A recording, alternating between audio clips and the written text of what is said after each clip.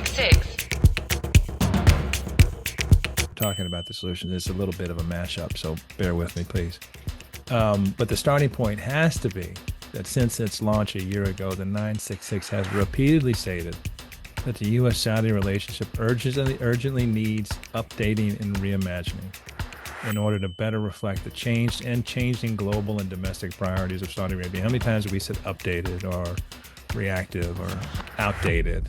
At least 65. One per episode.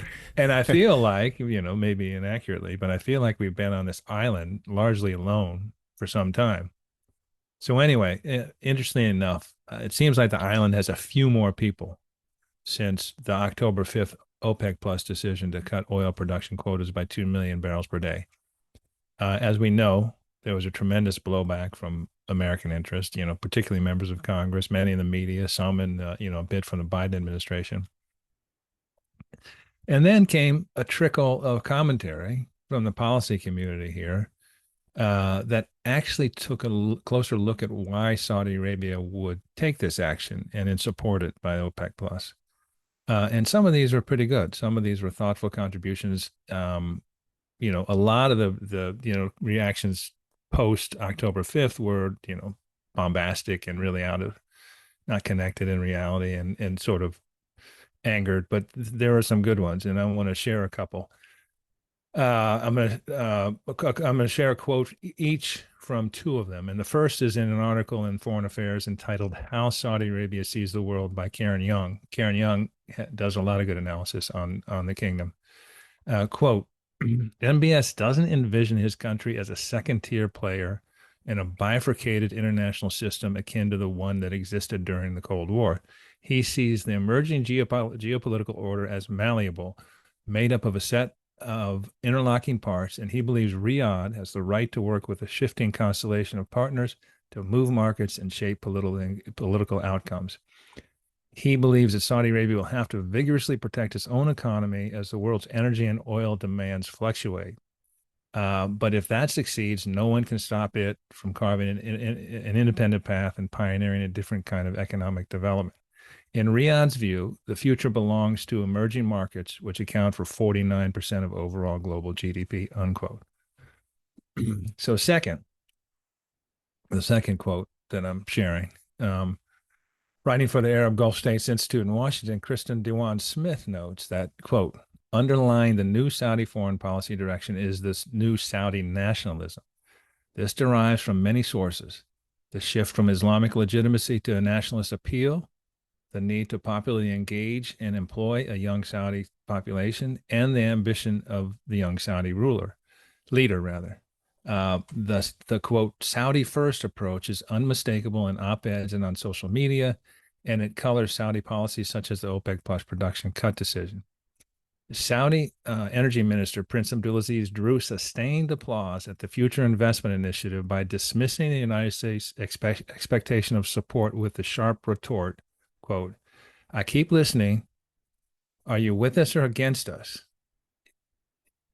And he asked, is there any room for, quote, we are for Saudi Arabia and for the people of Saudi Arabia, unquote. And as she notes, it drew sustained applause.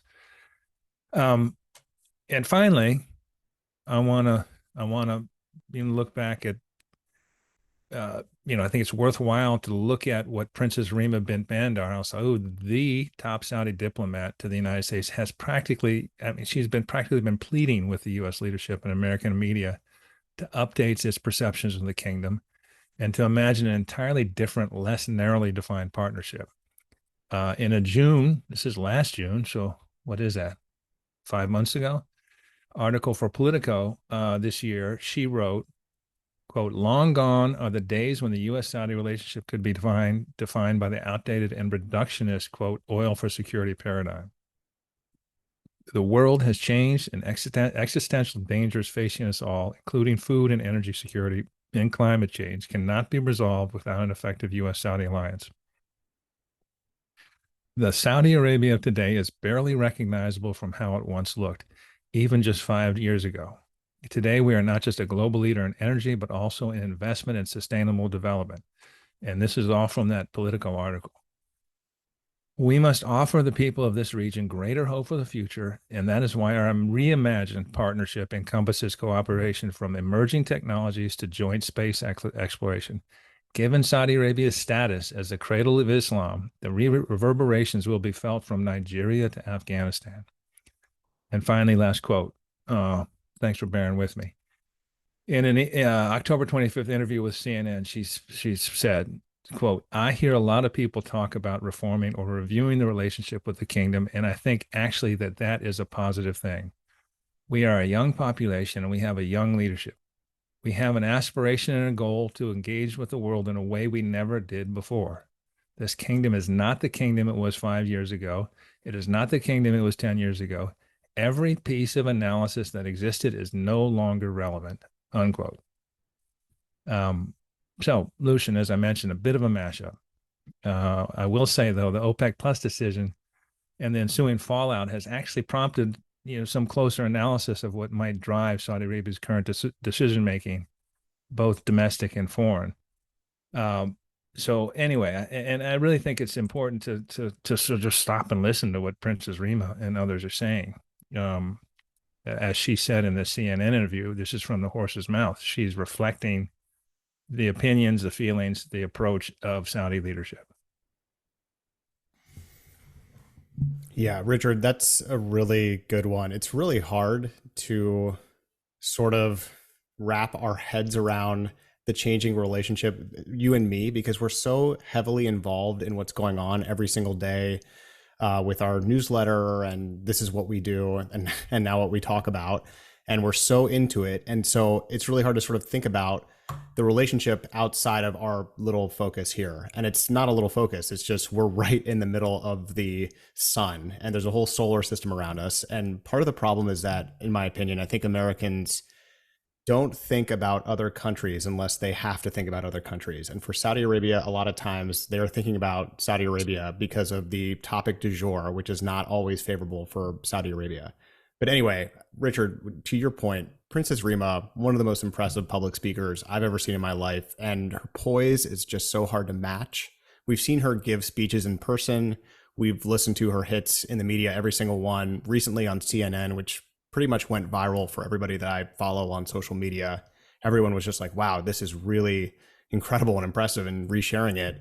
Richard, I got to hang out with her and have dinner about a week ago, actually with our forthcoming guest, Prince Waleed. Her EQ is just off the charts. So in every way, she's just obviously the right person for that very tough job. And I think more of Princess Rima in the U.S. press, including ideally on this podcast very soon, will help the relationship. I just think that your point, though, overall is just really spot on.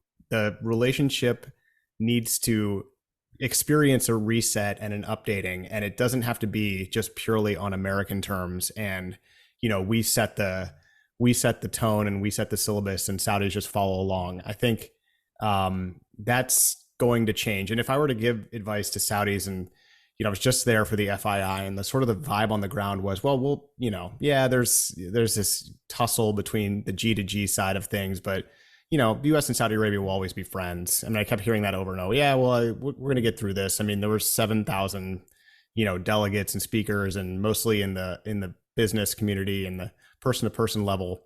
So those people are not saying, well, because of this oil tussle, we're not going to go to FII. We're not going to continue doing business with Saudi Arabia. So there is a huge disconnect right now between the perception of the relationship in Washington and in these circles and what's really happening, how to bridge that.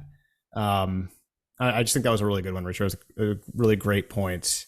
And Princess Rima just is so impressive. Well, it's an interesting sort of hinge right now in a lot of ways. The Russian invasion of the Ukraine has brought to the fore how we envision the rules-based international order, and we're sort of a feeling that there might be a transition point, because in essence it's really reinvigorated the traditional one, where that's the U.S. in partnership with its major allies, EU, is trying to reinforce or maintain a rules-based international order that is a bit bipolar, and and this is how the people in the region, many people in the region see it. So setting up the U.S. versus China and Russia, particularly U.S. versus China, and Saudi Arabia at the same time, is going through this extraordinary internal process, is seeing itself as not a regional uh, sort of power, but as a middle power, something that is significantly greater and should and carries significantly more weight. And it doesn't want to be caught up in this, yeah, either you or us paradigm, which the U.S. is, if you listen and you look at the recent national security strategy, where the Biden administration basically laid out, said, we're gonna make a distinction between democracies and non-democracies. Saudi Arabia knows where it falls in that distinction, and it doesn't want to be trapped. It doesn't want to have to make a choice, and largely it doesn't want to have to do these things for domestic reasons. I mean, it doesn't want to. The U.S. has a particular perception of what needs to be done with Russia in defense of Ukraine, but that doesn't necessarily benefit Saudi Arabia economically, and what it sees as its you know, priority goals in terms of its transition. So anyway, a lot of things are coming together at the same time. I think people are trying to unwrap it. And as I said, the October 5th event, because it got everybody so hot and bothered, uh, I think has created and stimulated a bit of a closer look at why Saudi Arabia has done what it's done, and how it sees itself. My one big thing